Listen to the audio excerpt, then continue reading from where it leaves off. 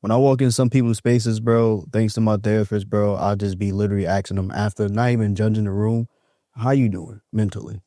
Like, I don't even, because it's like, sometimes, like, it's literally linked to depression. It is. Mm-hmm. So it's like, when I see that, and I go to my, friend's house or anybody random house, and I don't even know you, I'm like, how you doing mentally? Yeah. If you don't mind, can you give me the long version of that? Instead of like, oh, I'm good or stuff like that. And then once they start breaking that shit down, I'm like, oh, okay. Yeah. I can understand why this is this. Because of that. And so I have a post where I talked about like one of the signs that somebody could be depressed is like their space is like cluttered and it's not clean and all these different kind of things. Like dishes in the sink is piled up and like garbage may not be taken out and like clothes all over the place that have been folded. I think it's important that we pay attention to that and we don't just push it off as, oh, this person is just like, they're just unorganized. Or they're just dirty. Yeah. They're just dirty. That's just how they are. No, that person might actually be depressed. Yeah. They might actually be dealing with depression to the point where it's like they don't have the capacity to even think about cleaning their space. Shit. Which is important. Bro, you spend the most time, when you think about it, you actually spend the most time of your life in your room or in your home. That's a fact. So if you're not even cleaning that, something's wrong. Something has to be wrong. We can't just say this person is dirty and just chalk it up at that. I really think that, and people are gonna think I'm joking when I say, I really think that's a mental illness, bro. It is. Like it has to be some type of mental illness to be in a space that you spend the most time in your life and you don't feel inclined to keep it clean or tidy or anything like that. That was me, bro. There's a girl on IG. She be going around people's cribs. Yeah. You seen that shit, right? Is she in New York? She in New York? Yeah, I've seen that. She be a mess.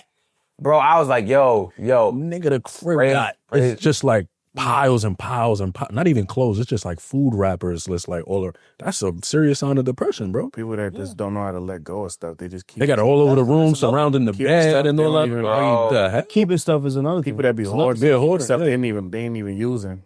I could have. And they'll justify it by saying like, yeah, when I bought this, this remind me of this, that. No, like sometimes you got to get rid of that, bro. And sometimes my thing is like when I used to be an EMT and I used to drop people off, that used to terrify me, man.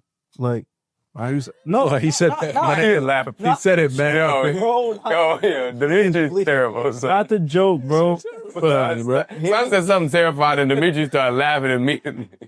Bro, I'm just picturing walking in somebody's house like, just, bruh. Nah, on the real, bro. Like, cause there was this guy and I don't remember his name, but I'll never forget him.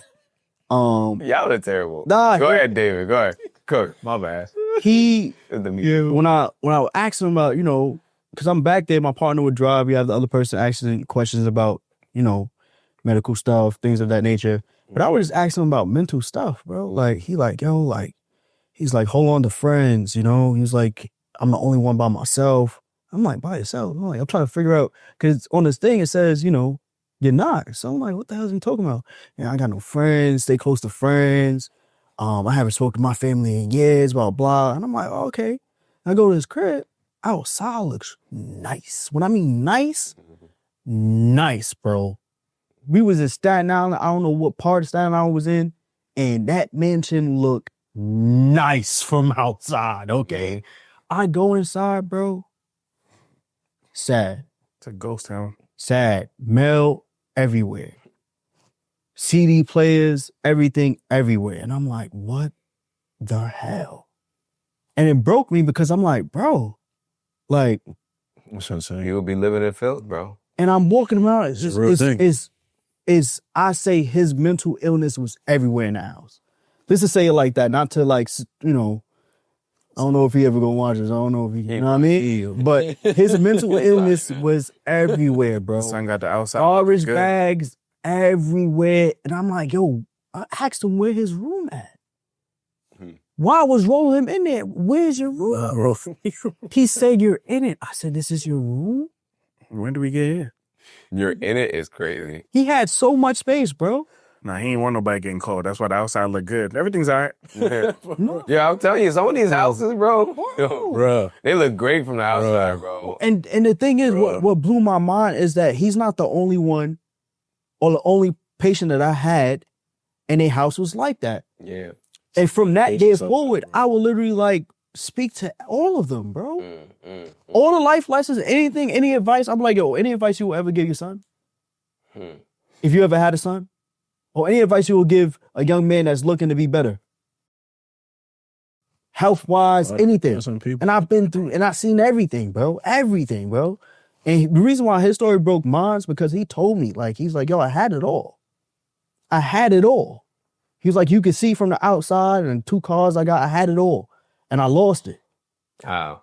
He lost it because he wasn't mentally right in the head. He said he pushed everybody away because he was blinded by the money.